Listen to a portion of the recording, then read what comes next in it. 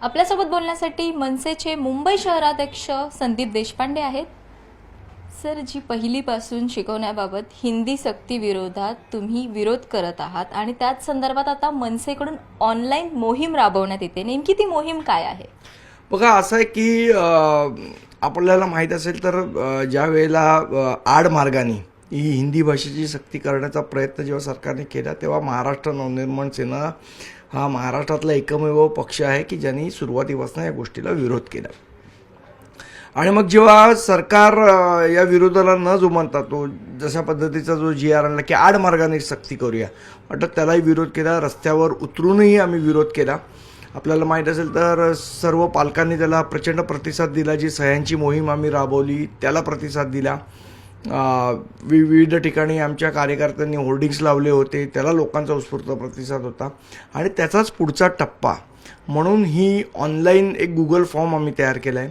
त्यामध्ये तुम्ही पालक आहात, शिक्षक आहात, म्हणजे विविध क्षेत्रातली जी मंडळी आहेत त्यांनी तो गुगल फॉर्म भरून द्यावा आणि तो सगळा विरोध जो त्या गुगल फॉर्मच्या माध्यमातून होणार आहे तो आम्ही राज्य शासनाकडे पोचता करू, जेणेकरून शासनाला हे समजेल की किती लोकांचा विरोध या सर्व गोष्टीला आहे। दूध का दूध आणि पाणी का पाणी हिंदी भाषेत सांगायचं तर। या गुगल फॉर्म मध्ये साधारण काय प्रश्न दिलेले आहेत ज्यामुळे कळेल की कोणाची विरोध आहे, कोणाचा हिंदी भाषे सक्तीला? बघा, आम्ही त्याच्यामध्ये 2-3 ऑप्शन्स दिलेले आहेत, म्हणजे 2-3 प्रश्न त्याच्यामध्ये विचारलेले। एक तर तुमचा पहिलीपासून जी हिंदी भाषा शिकवण्याचे जे राज्य सरकारचं धोरण आहे त्या गोष्टीला तुमचा विरोध आहे का? दुसरं, तुम्ही कोण आहात, पालक आहात, शिक्षक आहात किंवा इतर कोणी असाल तर ते आम्ही त्यांच्यामध्ये त्यांना विचारलेलं आहे।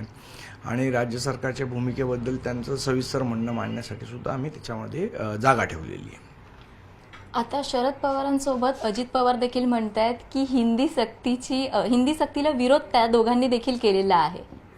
मला वाटतं आज मी अजित पवार साहेबांचं बघितलं आणि मनापासून अभिनंदन करतो की सरकारमध्ये राहून त्यांनी एवढ्या अतिशय स्पष्टपणे ही भूमिका मांडली, त्याबद्दल खरोखर मनापासून त्यांचं अभिनंदन। इंडिगोच्या कर्मचाऱ्यांच्या मागणीसाठी मनसे आणि ठाकरेंची शिवसेना एकत्र आलेली आहे। त्यांनी आज पत्रकार परिषद घेतलेली आहे याच संदर्भात। मला असं वाटतं नितीन सरदेसाई साहेब आमचे पक्षाचे नेते आहेत, तेच त्याच्याबद्दल बोलतील। आपण जर पाहिलं तर हिंदी सक्ती विरोधात मनसेने लढा उठवलेला आहे। या संदर्भात स्वाक्षरी मोहीम देखील घेतलेली आहे आणि आता ऑनलाईन मोहीम सुरू करण्यात आलेली आहे। व्हिडिओ जर्नलिस्ट उमेश गोविलकर सह स्नेहा जाधव, न्यूज 18 लोकमत, मुंबई।